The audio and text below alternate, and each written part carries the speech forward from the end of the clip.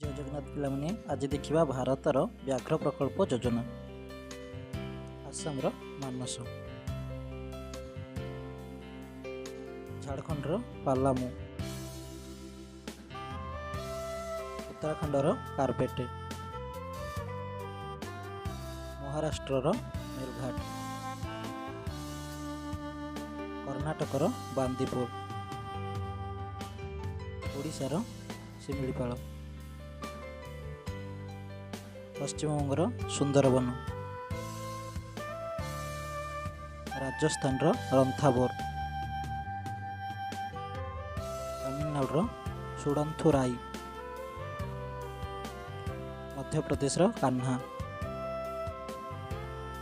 Uttar Pradesh Dudhwa, Kerala Periyar,